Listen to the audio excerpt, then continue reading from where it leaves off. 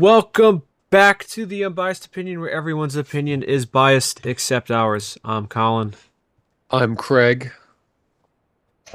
And I'm the Juggernaut. You and your accents are just terrible. We are finishing, actually, our original X-Men trilogy movies with X-Men The Last Stand, which came out in 2006, 3 years after X2. Before we get into let's say what we liked, and then we'll talk about some of the background info of the movie. Craig, what did you think of X3 or X-Men: The Last Stand? Honestly, I this was always the most hated out of the trilogy, and I get it, it's not the best, but I've always felt like it was overhated, kind of like Spider-Man 3 for different reasons. I really don't think it was that bad. Not great, but hardly the worst thing in the world either. Okay, Daniel. Yeah, I agree with Craig. It has some issues. Bit of maybe convoluted plots or oversaturation. But overall, it's enjoyable. I like this one. I agree. It definitely gets way more hate than it deserves. It's definitely not the worst X-Men, but I did think it was a little bit of a mess. And we'll get into more because there's too many things going on in the movie. It's too busy. And again, that's been a consistent complaint with the X-Men movies, but I mean at the time it was definitely the weaker of the three, but to say it's the worst X-Men movie still is a bit of a stretch, especially because we'll get to some of the contenders later on.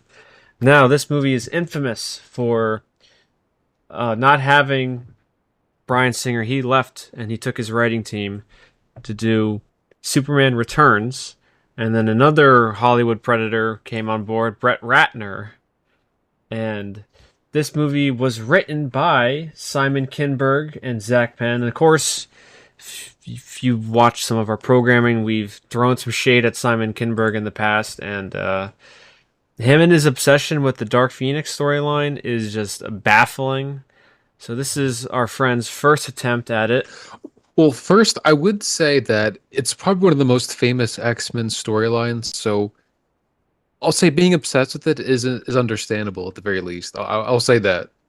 Well, the biggest problem this movie faced was studio meddling. I think they originally wanted just to be only the Dark Phoenix storyline, but the studio wanted them to do the other one with the Cure. I feel like it essentially is a carbon well, no, this came out the year before, but Spider-Man 3 and this I feel like have the same exact problem. Yes, for studio meddling was crazy.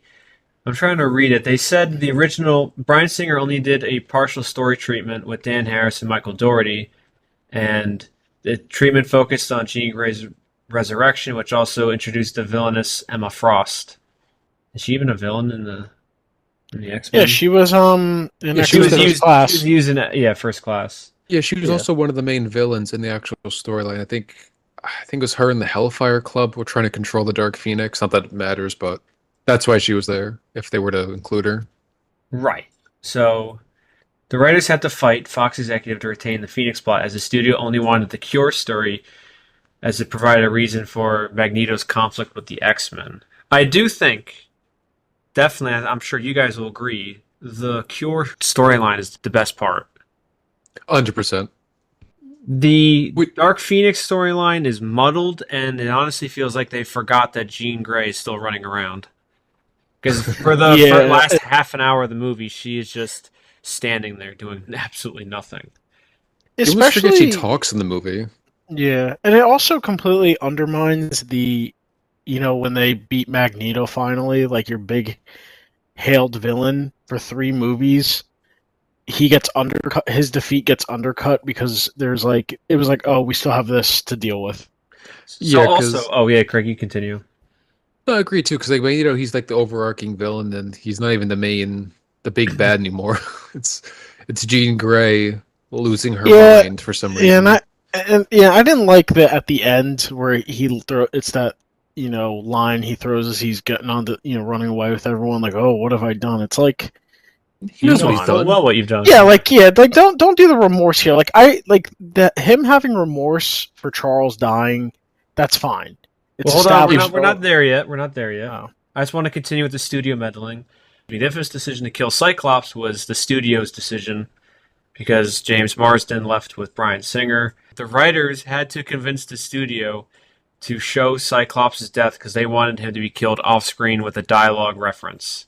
Isn't that just the most slap in the face you could possibly get for Cyclops, who's already sidelined in the second movie? Like, jeez, this guy can't catch a break.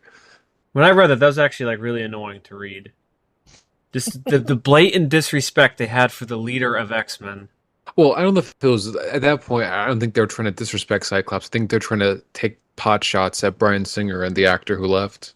Well, they did disrespect Cyclops in this. Yes, but I don't think that was their main intention. I think they were just trying to get back at the actor. Well, I was saying in the second movie they disrespected him, but Well, yeah. I mean, just in this instance. So, anyway. yes, let's start with the beginning of the movie. I think it's not really needed. I know they wanted to show Jean Grey as a kid and trying to establish them talking to Jean and I guess establish that relationship. And even though this will serve as a really bad continuity, because the X-Men are infamous for not having good continuity between their movies. Charles is still walking in the 80s. Now, I'm not familiar with the comics. Do you know when he became a paraplegic? I think, because I think they've changed it where I think he got in some battle with the Shadow King or something. I don't really remember because it's really not that important. He's just always in his wheelchair. Yeah, okay. The de-aging effect, not too bad, I guess. Well, it helps too. They're only they're aging them down, 20 years. Yeah. What's his name? Professor X. He's basically looked the same for such a long time. Has that man ever had hair? Well, he does in Star Trek, but he's the top of his head's bald, but he has a little hair on the sides. Oh, okay. Yeah, but he's basically looked the same since forever because he's always looked so old. It's a blessing and a curse. I thought the more effective opening was with Angel or Archangel, whatever his name is. Angel, yeah. I thought that was so much better. Even though in the movie, Archangel or Angel, he is barely used in the movie at all. Which is funny. You ever see the marketing for the trailer? He was in the trailer poster. Yeah, in the poster, he was on we're finally introducing Angel, the last of Angel and Beast, the last of the original X-Men. Yeah, he probably has 2 minutes of screen time, I think. He never says anything. I think he's I don't want to take the cure, and then he runs away. He jumps out a window.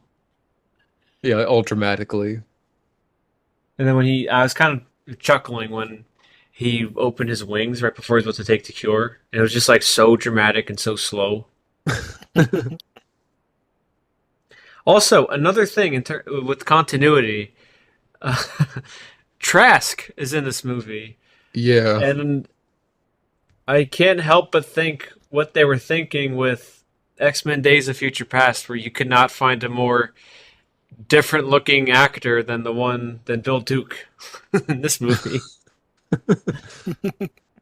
Well, at the very least, I mean, Trask, it's yeah. I know he's supposed to be Boulevard Trask, but at least in the sake of their own, they could say it's they could have the same name, doesn't have the same character, but we all know who they meant to have.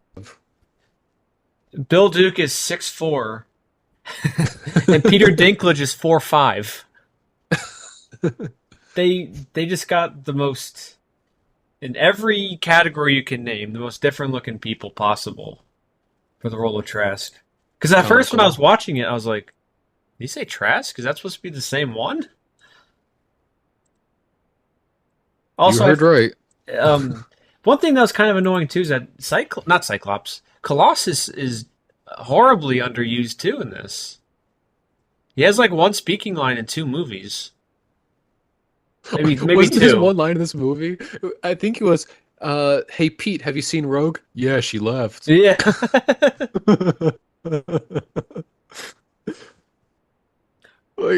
At this point, why even have him speak? Rebecca Romaine, who played Mystique, also had scheduling conflicts with this movie and some other projects she was working on. So that's why they decided to get her out of the movie and she got cured.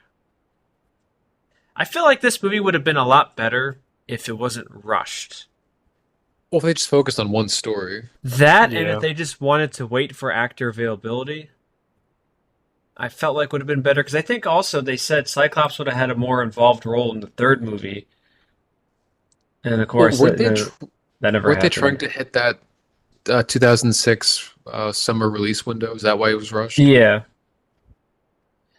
Yeah, because I feel like Mystique just suddenly getting sidelined, just that felt out of place. Because she's another staple to the X-Men, especially to being Magneto's right hand. also the budget was the most expensive movie at the time. It had a $210 million budget. Really? Yeah, very expensive. Okay, so Craig, what did you like about this movie? Then we'll go to Daniel. Honestly, like I don't. Probably the reason why I know this movie gets a lot of hate, but what makes me like the movie more is the Cure storyline. I feel like Yeah. that's the more interesting one, especially with the mutant stuff. The Dark Phoenix, I don't think I think the story's a tad overrated in like the story in the comics, and I just don't find it all that interesting. Like Jean gets power, goes crazy, and like So starts killing l- people. let me just ask, what is the origin of the Phoenix? Because I'm going to assume that it's nothing like the movie, No. where it Well, it's Charles so subdued it in her. It's always been inside of her, and he tried So subduing it. it's like it's a She was in the a cosmic child. entity that keeps yeah, possessing Jean for yeah, some it's not. reason. Yeah, Because they And kind of also- treated it like it was a dark personality that was awakened. Which is funny 'cause they made the exact same mistake in the second attempt at the Dark Phoenix. Simon Kinberg just doesn't learn his lesson. Yeah, but it was not some dark personality hidden inside of her. At least in the way it was in the movie. Maybe 'cause again, the comics wasn't that great, but Be careful, Craig. You might anger a lot of fans. I just don't think it's all that interesting, if I'm being honest. I Yeah, know it's a because famous story. because in other comic, because after the original storyline, other people became the host of the Phoenix Force. So it's not only Jean Grey originally was, but other characters have become the host of it. She's just the most famous one because it keeps coming Yeah. back. So did she always have it, or she just was No. in space? No, it. So, well, actually, the way she gets it, I think, is similar to the Dark Phoenix movie. Like they're on that mission saving the shuttle, and she gets possessed by it. Then she Okay. goes crazy and starts killing people. So I don't want to jump too far ahead, but I could have sworn in X-Men Apocalypse, like some kind of Phoenix Force got out of her. Did that happen, Yeah. or am I misremembering? No, that doesn't happen in the movie. So that but movie's also implying that's always in her. yes. They just Yeah. don't learn. Oh my god. Again, I think if you fail the first time, usually you'd reboot it, and I guess they kind of did do that. But you think you could focus on a different story? X-Men have so many stories. Yeah. But going back to what you said, Craig, let me go on a tangent. The Cure storyline was interesting. It had a lot of conflict with it that was surprisingly kind of well done. Well, and what I You liked could about see it where too- everyone stood too with it. Like everyone had a clear stance on it. Yeah, it's the Yeah. potential for drama, and I think it fits in line with the first two movies, where it's this kind of more realistic. Not, what I mean, like realistic. Like they're trying to make it seem like these characters are real. They have more real pressing matters going on, not just saving the world all the time, but like, fighting against, anti-mutant people and trying to keep the peace. And it's, like, I want to say political, but it's kind of playing along those lines. And the Cure fits all that stuff the first two touched upon. Especially with Rogue too, you could totally understand where she's coming from and why she Yeah. wants to take the Cure. Yeah. I don't know why Bobby would be so mad, or like not mad, but like confused. I'm like, brother, you can't even touch her or hold her hand. Because he loves her for who she is, Colin. Right? Does he though? It's funny. I remember I saw some critic who hated the fact that Rogue took the Cure, saying, "Oh, she did it for just some boy. Teaches young girls the wrong lessons." Like, do you not understand her powers? Because she even mentioned, okay, yeah, she can't kiss him, but like, just not being able to touch anybody like you said, even just a hug, like she can't have a handshake hug, like no physical contact. It starts to become isolating. Yeah, and then what if in the near future gloves become outlawed? Then what? It's true. Or what if she's allergic to the kind of material they make new gloves with? She can't wear them. Well, I just So think too. she's allergic to leather. Well, because they make their marks like, oh, she's doing it for just some boy, and like, let's say like they really are in love and they're meant to be together. Is that really so wrong? Giving up your powers to be with someone you love? Because they're trying to make it seem like, oh, they're telling girls, oh, just do whatever you want for a man. It's like I just don't see it that way. If Well, she again, really loved the him, people who are looking into that, especially using a comic book movie, are that's just dumb. That's silly because they're missing the context where Rogue can kill him by just hugging him. Well, and then also too, like she's a bit jealous of seeing like him and Kitty getting a little closer. yeah, because they can actually touch like hold hands and like, get closer, literally. Consensually, and Yeah. of They're not doing a Bryan Singer. I was gonna say end of age. Well, I don't know, because when people get upset with that, it annoys me because I feel like they're completely missing the point. Like, oh, young girls are gonna take the wrong lesson. No, it's like, besides, I don't see what's wrong with giving up your powers to be with one you love. I mean, Yeah, like isn't her that power, like especially the way in the movies, her powers suck. Like, you imagine that? Like that? No, it's horrible. You're so isolated. Like Bobby can freeze things and like Go ice skating and freeze yes, the or pond. or go surfing on his like ice like in the comics. Like that's cool, but like yeah, right. imagine, Even like Kitty Pryde can. Well, that was like the scene with Storm. Storm's like, you can't cure us. There's nothing to cure. Yeah, says the woman that can control the weather is like incredibly powerful and can be worshipped by primitive societies. And then Rogue literally can't touch anybody, and it's probably one of the more isolated people there. yeah. What do you think of someone like Nightcrawler who has this appearance that like people fear him or they want to put him in a circus? Like, not everyone has the easy life. Well, that's why it's funny coming from Storm, like probably like won the genetic mutant lottery, and it's like looking down at people who lost the lottery for maybe Yeah. wanting to become normal. Yeah, Because that that's seems a like, of terrible course, power to Storm says have. that. Like, I don't know if Yeah, people like Storm in these movies. Like, she's so awful. She feels too forced. yeah. And again, I She talked beats you about over the head with it. X2, where they emphasized her role in that movie because Halle Berry won an Oscar. And this one is just like, I don't care about Storm.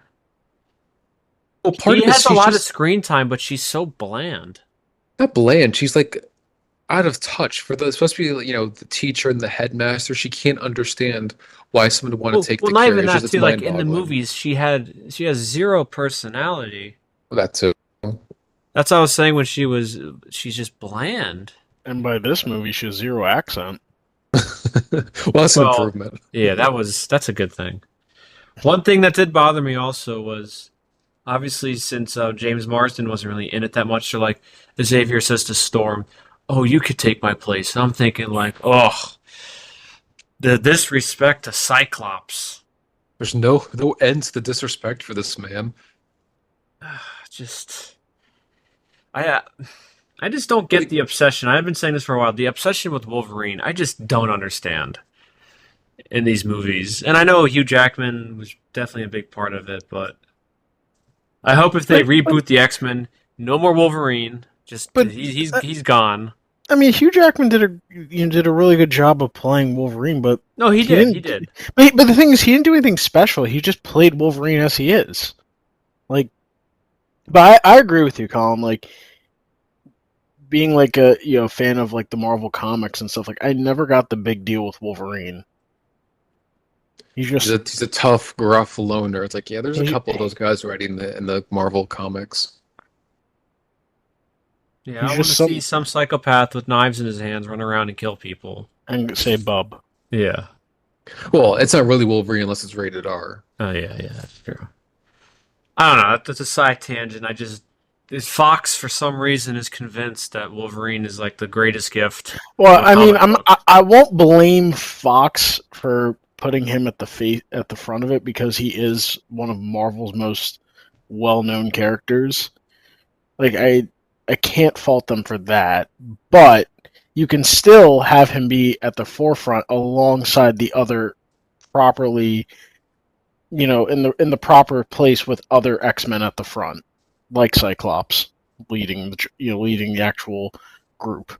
Well, see, I think the problem is Wolverine's not a great POV character. Like in the first one, he's basically the POV for the audience, getting introduced to all the Yeah, in the X-Men and first one, stuff. he was a good vehicle for that.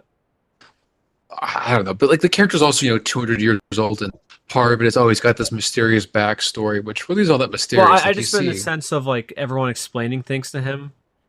Where like Charles and they're all in the know about like what Magneto's up to, and they had to explain to Wolverine what a Magneto is. yes, but I feel like you could have done another character. You could have, brought in maybe Iceman could have been that POV guy, like a young guy discovers his powers. This is what the X-Men are about. We help young people with their powers, all that stuff. Or, Rogue as well. Because I feel like the older X-Men, like Wolverine and Cyclops, they should be like, you know, the teachers, the leaders of the team that kind of bring in the newbies and teach them how to use their powers. And maybe Cyclops is the leader, maybe Wolverine's like that cool uncle. He is not gonna follow the rules. It's just a different dynamic. I Because I don't think agree. Wolverine has to be that POV guy. Like he's the oldest guy in the team. Yeah, by far. Again, I don't really think his backstory is all that interesting. Because again, like what do we find out that like we find out next to like he was experimented on, which we pretty much knew already in the first one. Because how else would he get his adamantium claws and skeleton? Yeah. I think for the POV for the audience really more should have been for this movie really should have been, even though he didn't get sidelined and he was one of the more driving force, it should have been Beast because he's in the heart of the entire um, plot. Well, by the Like way, also Beast is the best part of the movie. I think. Oh yeah, Oh, one yeah. of the best Great parts. casting. Yeah. The makeup looks amazing. Doesn't practical effects just looks like so much better than CGI? Like, if Kevin Feige was the main producer of this, and there's some hack MCU director, he would have been Captain. Did you ever see? I don't know if I talked about this before, but did you ever see that end credit scene from the Marvels? No, I did not. Well, they The have this. CGI. Yeah, CGI, because I think Oh the my actor is too god! old now. I Or didn't have want to. to put in like tons of makeup for like a 2 minute scene. What was the end credit? One of the characters from the Marvels, I never saw the movie, but I know one of the characters from the Marvels ends up in the Fox X-Men universe, and he's taken to Oh my god! yeah. He He looks looks more like terrible. Comic Beast. I gotta see this too. He looks terrible. Well, that's my point. That just proved my point. Which is kind of funny considering how good they got the practical Beast. Yeah, that looks terrible. Oh Looks my like god, a PS3 character. the thumbnail for it. I gotta play it. The Beast in this movie looks so much better. And it's kind of funny too how good Beast looks here, and they could never get it right with the younger Beast actor. Yeah, the younger Beast always looked a little off.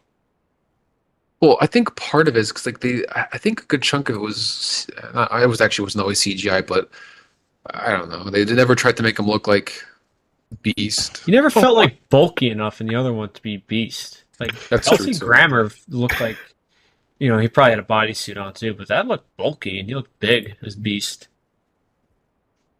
Yeah, like it fits the name Beast. I can't get over how bad this looks. Yeah, It looks like it looks like it came out like it looks like a PS3 character. yeah, but it's like one that was like for a game that's like, oh, the graphics are gonna be great. It honestly looks like it belongs in the cutscenes from the first Marvel Ultimate Alliance game. There were those like cinematics, Yeah. Yeah, they were really detailed for some reason. and then you saw the actual game, and they're like, "Oh, So bad. Yeah, this one he was easily like the best part of the movie. especially at the end too, when you got in the He's fight. flipping people. Yeah, so he has all like the wires, like he's like flipping and like spinning around all everywhere. Also, Yeah, one this thing that made me chuckle too was when the Juggernaut was fighting Wolverine. Magneto specifically told Juggernaut to stay out of the house, like keep them out of the house.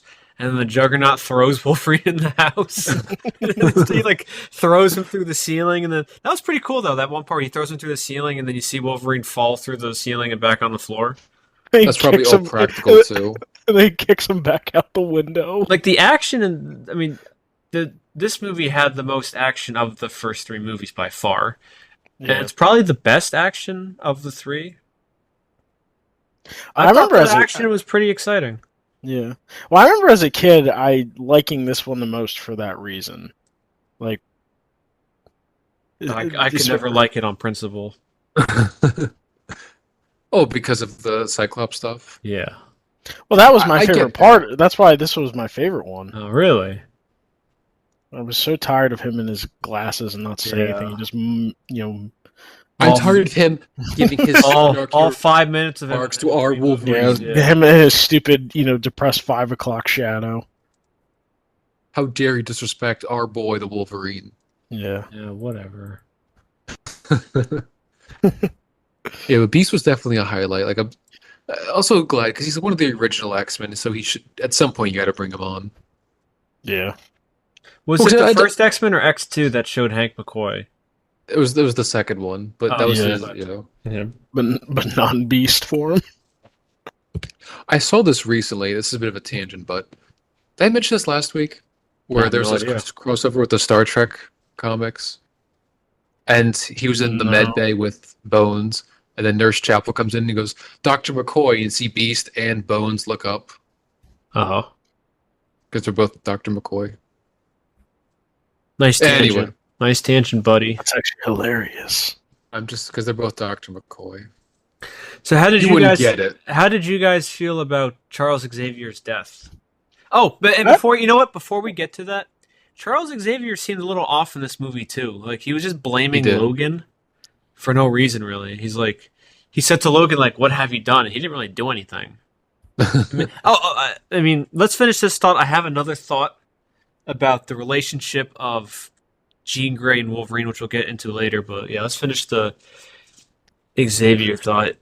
Yeah, he definitely he seemed off.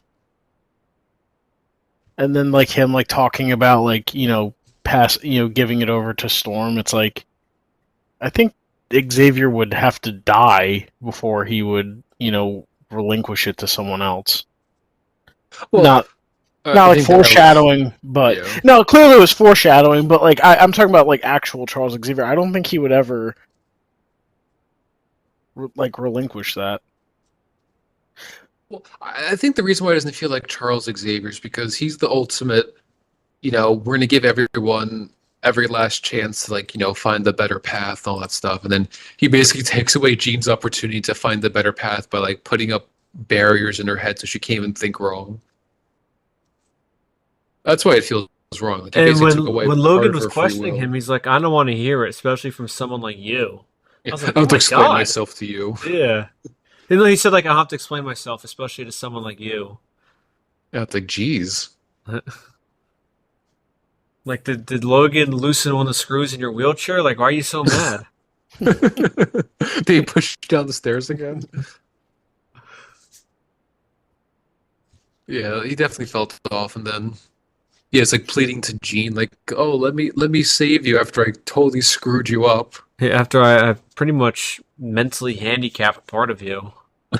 I mentally, I psychically lobotomized you. Please come back. Yeah, to it me kind so of I can it kind of goes lobotomize against. you. It kind of like completely just went against his character because the whole thing is about helping people develop their powers. Don't you think it would have been a much healthier approach to, at a young age, helping her teach her to control that side of her instead of just locking it away? Yeah, because I was thinking back to, I don't know it's a sequel, but like Days of Future Past, where the whole thing is Charles. He always believes in humanity, believes in the best in everybody, and then for him just to give up on Jean, basically since the moment he met her, it's just kind of jarring. Well, you won't give up on Because Magneto, who's basically been a Yeah. terrorist his whole life. Especially to your point in Days of Futures Past, like the ending scene, where he could have easily shut Mystique down and prevented her, and completely controlled her to not kill Trask. But instead, he believes in the hope that she will do the right thing and lets her choose. Yeah, like again, like he's given Magneto every chance to do good as well, always believing the best in people, and that's why it feels off. And then he just dies abruptly, but then he comes back. Well, yes, he comes back in the Wolverine. But... No, Oh, he the end came credit back in the scene. end of this. Oh, he did? I didn't You didn't watch see the the end end credit credits. scene? I did not. But I remember, so as like watching this when I was younger, I was He actually shocked. came back? I'll get to that at the end. You hear his He does. voice, and Oh, so when Moira Moira. Moira Taggart. when she McTaggart. goes Are at you well, yeah, thinking? What, Craig? It's Moira McTaggart. Oh. Who's that? so when she goes to check on a messed up. patient at the end, it's a complete, it's a random guy, and then you hear Charles' voice through the patient saying hello, Moira, and she looks. Oh. So it's not his physical body. It was No, his, so like, there's a scene earlier in the movie where Charles is talking about ethics, and he goes, "This guy's been brain dead, but what if we could cyclically move someone's conscious into his body?" But for some reason, that guy's also paralyzed from the waist down because when Professor X takes over his body, he's still in a wheelchair. But to your defense, Colin, I did not know about this growing up either. I remember I had to check on this online because I remember watching the movie and they never showed this end credit scene. And I Yeah. only saw it too because when I watched it, immediately cut to the end credit scene. Otherwise, I might have missed it again. Oh, I see. I had no idea it was a thing. Yeah, some X-Men fan you are. You love Cyclops, but you don't know about the end credit scene. No, all I care about is Cyclops and the X-Men. I'm not an X-Men fan. I only like Cyclops.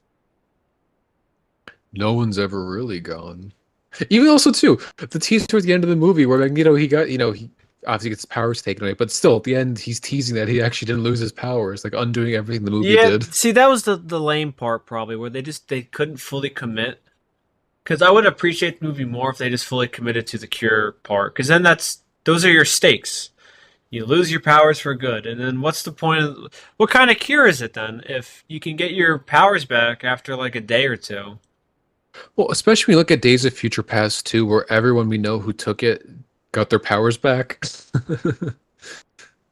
Yeah, it's kind of lame. The ending of this movie. well, I think it's actually ingenious writing because it plays along with Storm believing they can't cure us. You didn't say it in the right accent. What accent? Okay, so what I was gonna say about Jean Grey and Wolverine is that in this movie, it feels sort of predatory. Wolverine was like watching Jean fall asleep, or no, she was sleeping, and then I don't know. It felt weird in this movie. The Well, relationship. It felt just really think forced. It felt weird. Yeah. Well, it's just like, okay, like they had. It seemed like it was flirtatious the first couple movies, but like this would have been perfect. See, if they wanted to go this route of keeping the Dark Phoenix and trying to redeem, hold out hope for Jean, this is perfect for Cyclops. This is the woman he loves. They've had a relationship. It should be They're him. engaged. Yeah, it should be him, fighting to keep her, alive and hold out hope that she's still in there. That like this was all for Cyclops, lined up, for a slam dunk. And said they benched him and then took him out in the parking lot and shot him. But like, this would have been so perfect for Cyclops because like I was watching this they made it seem like the way like he was so obsessed with her. It's like they had been dating, they had been married for 25 years. Like there was this whole love story to them. It was just like in the first two movies, it was more flirtatious than anything. But in the second movie, they were barely even really with each other. They were split up to like essentially the whole movie until the end where she dies. Well, also the point I made too is I think only a few months passed between the first and second one. And I don't know how much time passed between the second and the third one, but He really hasn't It known. can't be that long. Yeah, Unless there's Cyclops no. is mourning for 3 years. If I doubt. Well, also too, it's like how long has he really known Jean to be in such love with her? That's what I. Yeah, there's no Well, build up. yeah, that It's just. also relates to the end of the movie where he's like, "I love you," and then kills her. And it's like, brother, you don't know her. Like, really, yeah, like it also doesn't help that Jean's not even a character anymore at that point in the movie. Yeah. She's just like a statue. Well, because basically, what after when she kills Professor X, I don't think she says more than this, like a sentence or two after that. Yeah, because She might even have 3 sentences, Craig. I think the only really other line she had after she kills Professor X was when she like almost in the woods almost like hit Magneto with the needles. And she's like, "Oh, you sound like him," or something like that. Like, you want to control me. And then, like, I don't think she has a line again until the very end when Logan goes to kill her. Yeah, that sounds about right. Yeah. But and also too, if you're gonna show her to be, you know, the Dark Phoenix, like this uncontrollable, like her powers are limitless, like kind of show it more. Like, I mean, yeah, she killed Charles, but like, maybe show her going on a rampage and like leveling half a city. Like you show Magneto literally carrying the Golden Gate Bridge, like crushing cars, and like you've seen, like they've shown his powers, and like the president says that line, like um, uh, how can democracy survive when someone can lift a city with his mind, something like that, right? Exactly, which is why we don't. Which is why when they try to make us feel bad for being anti-mutant, stuff like that is why it's too logical to be, or I think it's very logical to have anti-mutant sentiment because of people like Oh, Magneto. but I think if you're going to play her off as this unlimited force, like show it a bit more. Like I think if anything, it would have been might have been a mess, but maybe like at the end, in the end, have Magneto, she goes haywire, and then Magneto actually, like he has to actually join the X-Men and fight her.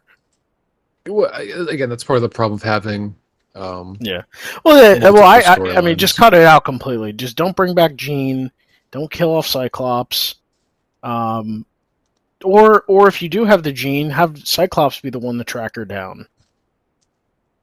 And Logan, because they kind of established too, like Logan's he's filling in for Cyclops because Cyclops, hasn't gotten over Jean's death. So have Logan and him essentially flip spots.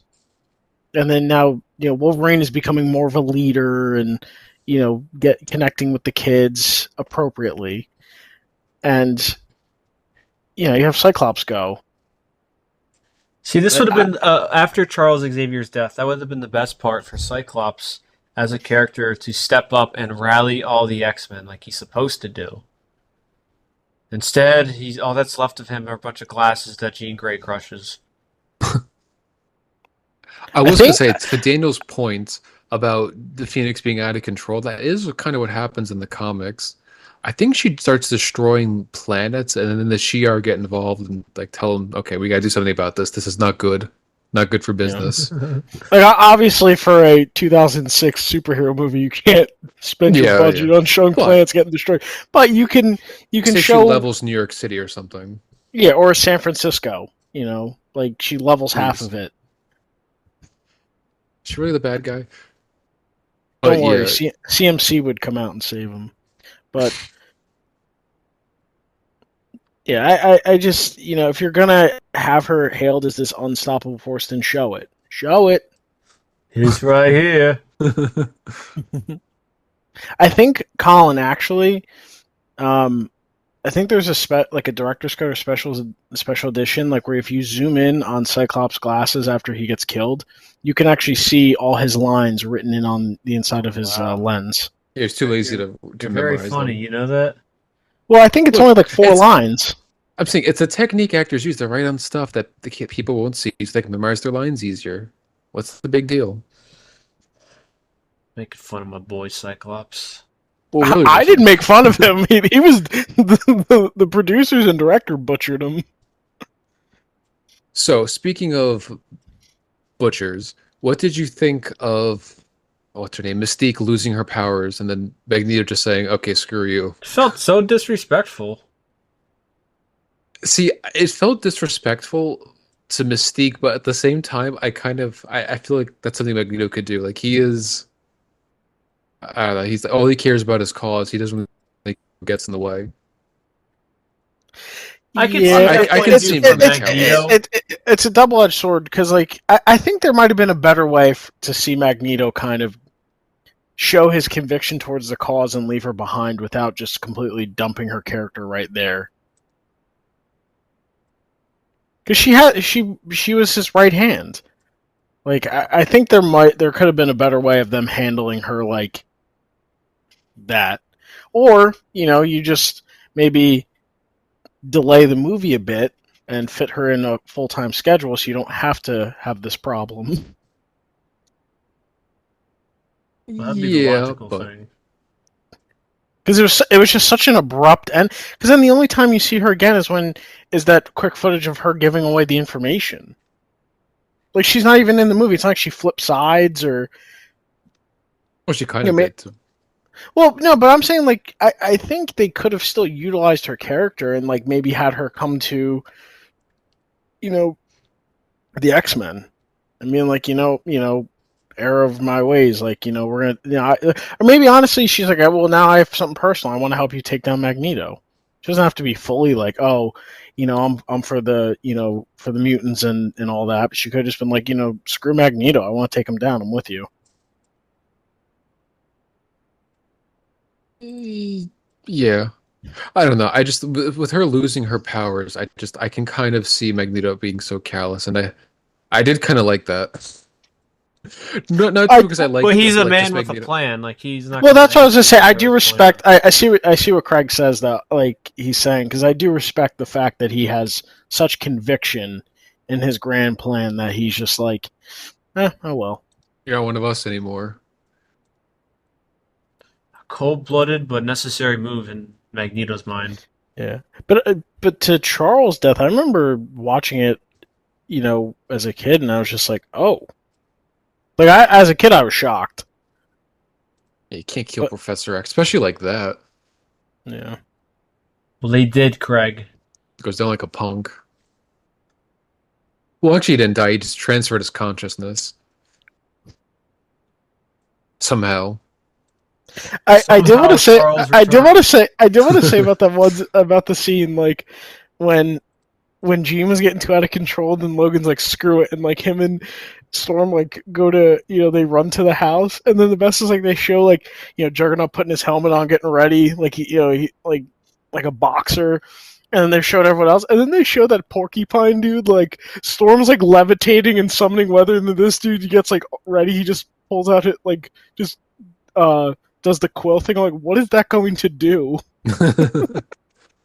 Like that dude was like, to have him as your like one of your like main goons. Like you could have picked someone with better powers. Like it's not even like he could throw quills. Like he had to hug a lady to kill her. Oh yeah, like Like the one that guy dude who was Wolverine lame. fought in the forest that could like throw these Yeah, he bone was shooting out spikes. the bones. Yeah, like that's cool. Like have that dude or have the duplicate guy. Like Yeah, multiple, and but not the guy who can like pop his face. hey, have the short dude that can just essentially has the powers of a porcupine.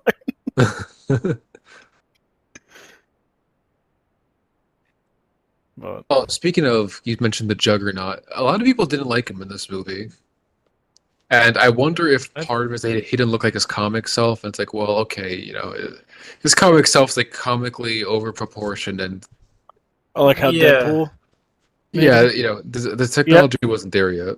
Yeah. Wait, and you would have to make him. Yeah, like you'd have to do total CGI, and Oh, then people are they're up in arms when Juggernaut isn't comic book size, but Wolverine is like a foot taller than his comic book size. No one says anything. Well, I guess being a foot taller is not the same thing as being like 6 feet shorter. Is the Juggernaut really that big in the comics? He's huge. Well, I know yeah, like what he looks like. Like how tall is he? I mean, he's like the size of the Hulk, right? Like, isn't the Hulk like 12 feet tall? No, Hulk in the comics is like, well, I mean, original comics, he's like 7 feet. Well, point is that you're only going to get that kind of character through CGI, like in Deadpool too. Deadpool. I'm going to Let rip me. you in half now. It's such a It juggernaut thing to say. says, Juggernaut normally stands. Oh wow, 9.5 feet. Oh my god, he's huge. Okay, I thought he was taller, but still, he's a big guy. I mean, how tall is the actor? Let's look it up. Well, I mean that the whole like all his muscles and everything was a suit. Yeah, still, I mean, it was convincing enough. Like, there's no way that dude is like. Oh, he's only 6'1". I mean, he had boots on too. Yeah, he did look bigger.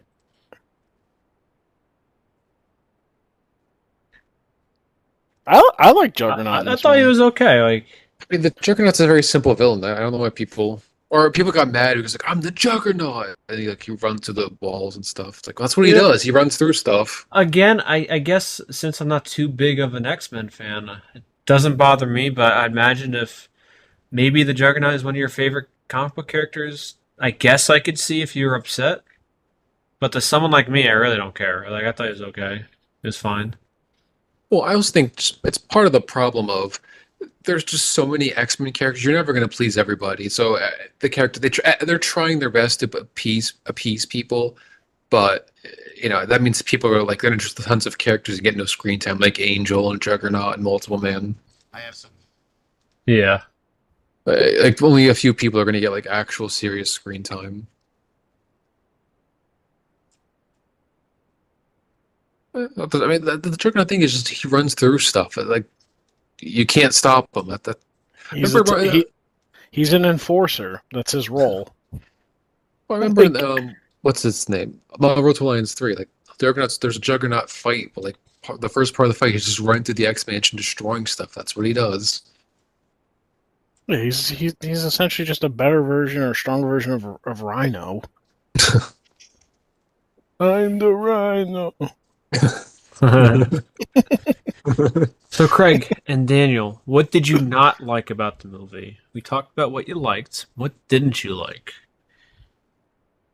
I think it's just the Dark Phoenix stuff. I mean, I think when they focused on the Cure storyline, I kind of liked it. And then when they go to the Dark Phoenix stuff, it's like, all right, look at my watch. Yeah. It's gonna be... I didn't like the love story as well, bringing back Jean. Like the fact that like well, Jean was always going to come back. That was hinted in X2. See, I will say this: people always try to say the studios are always wrong and the creators should always have their say. Blah blah blah. Maybe it's a general rule, yes, but there are times where the studio can be right, and I agree. The Cure storyline is much. It usually should be a case by case situation. Yeah, I mean, I get it. You want the creator to see his vision, but there are times where, hey, not every creator's gonna, hit the ball out of the park. They're gonna be striking out. So this is the one time where I think the studio's right. You should have focused on the Cure storyline more. Well, essentially, it is the main story. Yeah, and I think most people agree it's the better part. Yeah. It's just they took enough time to try to focus on the Dark Phoenix to not do anything with it. Well, they didn't really. Oh, excuse me. They didn't really have to do with Jean Grey. Yeah. Well, yeah, because that's why the ending was so abrupt with her. It was like this. All she does is just lift the. She was just crumpling things, and then Wolverine to dust. Yeah, and the Wolverine just is able to get through it and kill her, and that was it. He didn't even do anything special. He just runs up and stabs her. Well, that's all he can do. It's kind of funny with how powerful the Phoenix is supposed to be. I mean, getting a little stabbed in the chest kills her. Like realistically, wouldn't she disintegrating soldiers, and why don't you just disintegrate Wolverine? Oh, she was, but he kept healing. Well, I mean, but she. I mean, but the thing is, like with Xavier, she just exploded him. It wasn't like obviously she was like pulling, slowly disintegrate, but it seemed like she could just blow, like, quickly just... Yeah, because we saw like a couple soldiers just immediately get turned to dust. Yeah.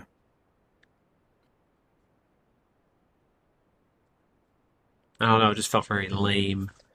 He You just mentioned runs other up, stuff I like, right? stabs her. What do you say? You mentioned other scenes or stuff that I liked. Because there was one scene where, I think right before they go to Alcatraz Island, Oh, the Golden where Gate Bridge scene. actually, I was going to say before that, where Wolverine's getting the X-Men together. This is where, like, I think Wolverine's the better part, where he's like, I believe in Charles Xavier's vision. I'm not going to let it die. I'm going to fight for, that's what he would have wanted us to do. Cyclops should have said that. Yes, you're right. You're right. But I think it's still a good scene. It where well, no, it Wolverine's really was though. It was a good scene. Even though it was kind of funny how hilariously unprepared the X-Men were compared to Magneto and his Dark Brotherhood or whatever it's called, Brotherhood of Mutants. There's like 6 people there. There was Kitty Pryde, there was Bobby, there was Wolverine, Storm, Colossus, and then Beast Beast. joins. That's 6. That And is... Angel. Oh, He was off camera, but he was there. Yeah, he was there to save his dad, and that was it. But there were 6 X-Men holding the line against like hundreds of Brotherhood of Mutants. And obviously, the best line in the movie is, "In chess, the pawns go first." See, that's why I can believe he was so like uncaring about Mystique. Like he really does not care except his cause. Which is, yeah. And he only That's- shielded himself and the other main or stronger mutants when they started shooting those cures at them. He really did not care. That's why the pawns go first. I did think Magneto moving the Golden Gate Bridge is a little silly. I guess it's to show how powerful he is and get a direct line to Alcatraz. But I thought that was kind of silly. Yeah, I mean it's not really necessary either. I mean he could have moved a boat. He could have. They all could have stood on like some metal pane, like metal plate. I think it would have been funnier if, like, he just took all the car, like, he didn't take the Golden Gate Bridge, he just moved all the cars off the Golden Gate Bridge, but then he builds a bridge with the cars It would and have been walks funnier across them. if they all got in cars, and then it made it look like the cars are flying onto Alcatraz. Also, if he's so powerful to move the Golden Gate Bridge, I mean, couldn't he just destroy the building itself? Yeah, can he just take out the metal frame out of the building and the building would collapse? Yeah, like push it into the the San Francisco Bay or wherever that place is called. It's Alcatraz What is that Island. called? I know it's Alcatraz Island, but where is it located in? San Francisco. Is it the Bay? I think so. Okay. Obviously, we don't live in California. Yep, it's offshore from San Francisco. I know it's in San Francisco. Like, what's the body? It's the San Francisco Bay. Okay.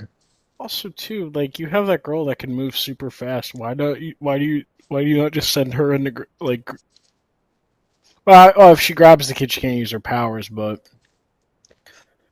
So this is the part of the episode which we've done for the past 2 X-Men when I ask what is in the comics and what isn't. Are any of those other mutants besides Multiple Man or Multi-Man, whatever his name is, are any of them based off of people? I know there's links on Wikipedia to what these characters are based on, but like I don't remember. Also, I'm not the biggest X-Men guy either. You guys would know more than me. The only one I do remember was like Multiple Man because But he was in Marvel played in Ultimate one of the Alliance games. too. Like, obviously, Angel is... Oh yeah, like the Are you bigger talking- names. You mean like Magneto's freaks? Yeah, right? Magneto's goons. I'm like, who are these people? Yeah, I don't know. Callisto is who the fast one was based on, I think. Okay, Callisto's real. I mean, they probably are real. It's just they're like such minor characters.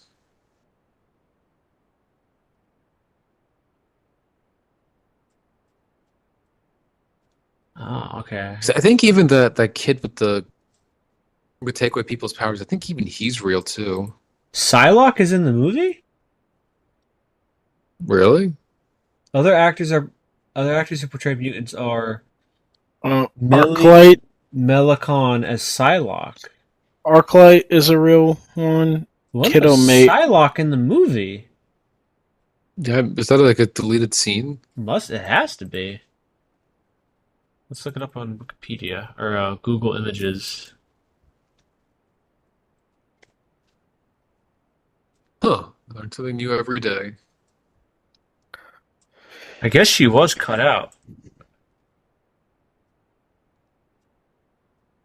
Interesting. Let's see. So that guy, the kid, he's a character based Leech, the mutant.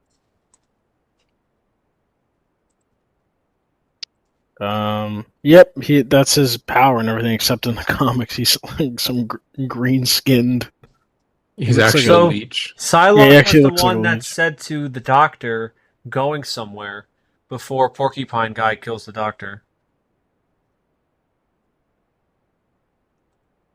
Huh. I got that one lady with the deep voice. Because she was Interesting. in I had no idea Star Trek Psylocke was in Beyond. the movie. Yeah, she was. The raspy smoker voice. It doesn't sound all that. I don't know. Maybe she smoked. Yeah, Spike is a mutant, the one who battled Wolverine.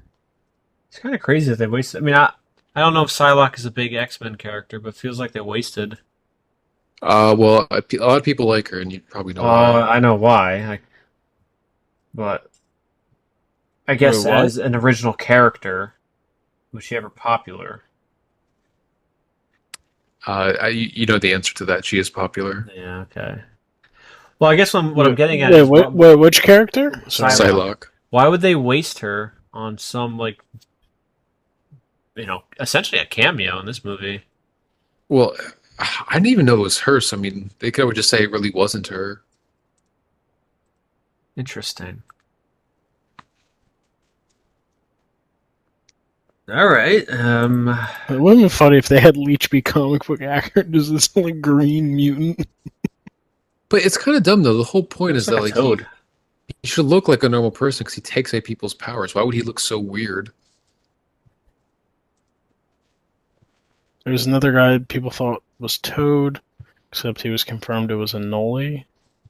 A Knoll? Well, So, is there anything else you guys don't like or like?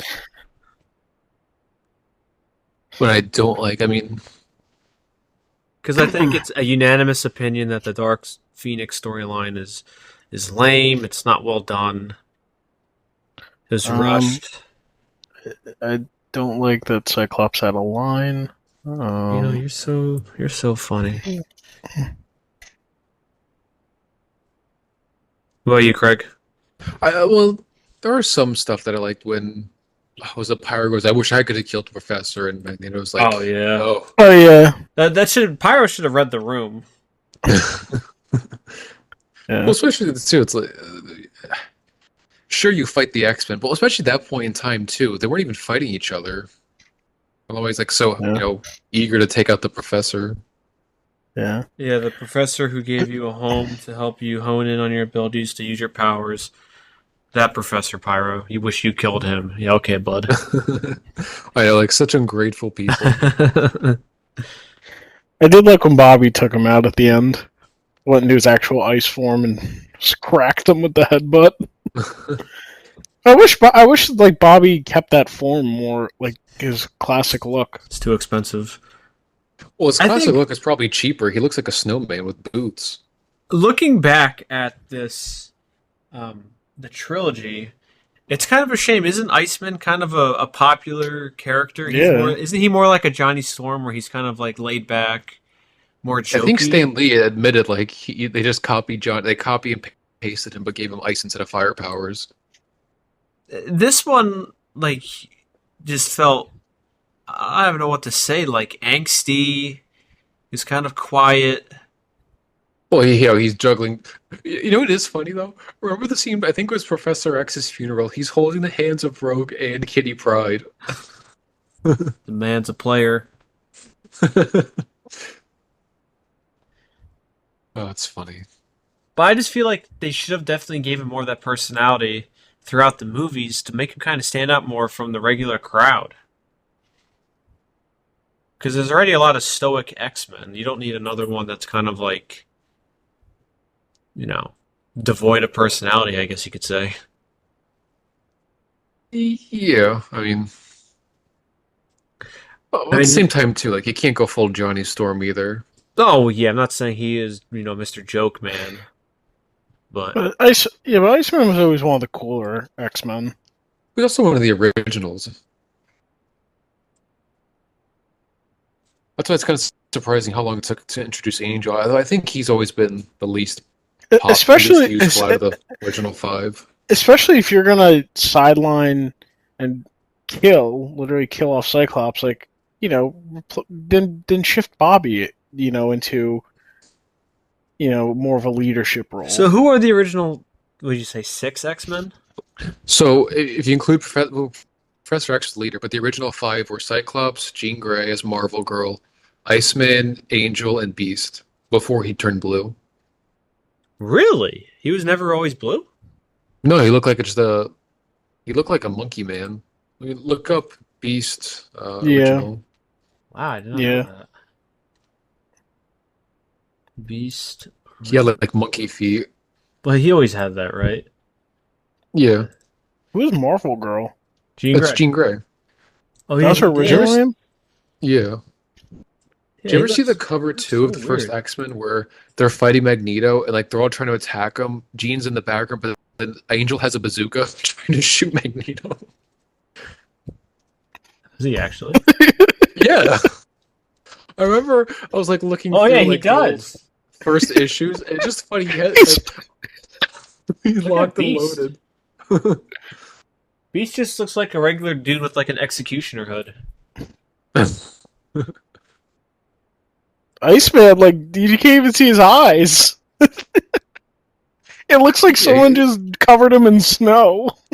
Yeah, he looked like the snowman. Like he just has boots on. I don't think you can see it in the cover, but you ever look at the original Iceman artwork, That's it's just just boots. that's so great. The G Grey just like in the back, just Angel. Bazooka.